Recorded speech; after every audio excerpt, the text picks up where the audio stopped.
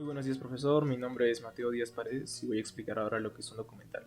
Podemos empezar con la definición que nos da Godoy, que dice que el documental es justamente un tratamiento creativo de la actualidad, y nos menciona algo muy interesante, y es que en la actualidad se han ido incorporando cada vez más el sujeto y la subjetividad.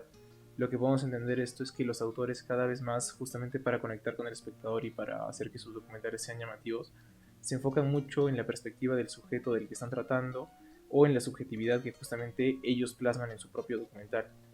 Y yo creo que esto se complementa mucho con lo que nos habla Bill Nichols. Y él menciona en una parte justamente algo que me pareció interesante, y menciona sobre dos películas, o bueno, varias, pero menciona específicamente sobre la bruja de Blair y The Truman Show.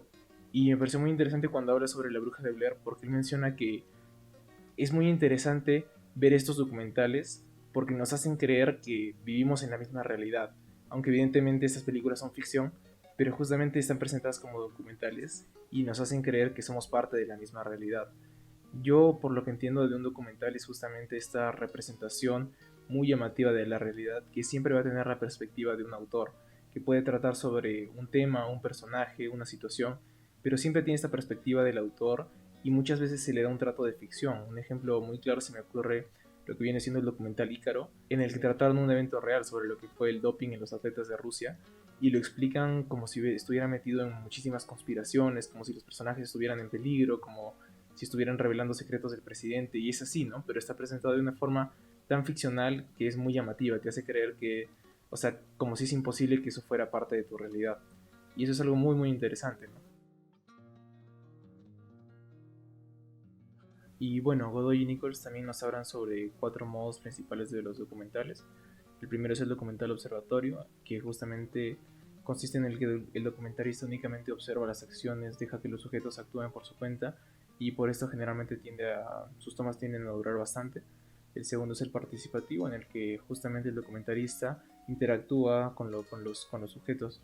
El tercero vendría a ser el reflexivo, que tiene como objetivo justamente generar que el espectador reflexione sobre el tema del que quiera hablar el director, el documentalista. Y por último tenemos lo que es el expresivo, en el que se enfoca mucho en la complejidad del mundo y también resalta lo que es la subjetividad y la afectividad de los temas. Y bueno, ahora voy a hablar sobre lo que es el documental que yo elegí, que es Metal y Melancolía, hecho en el 1993, que trata justamente sobre la realidad peruana durante la crisis económica.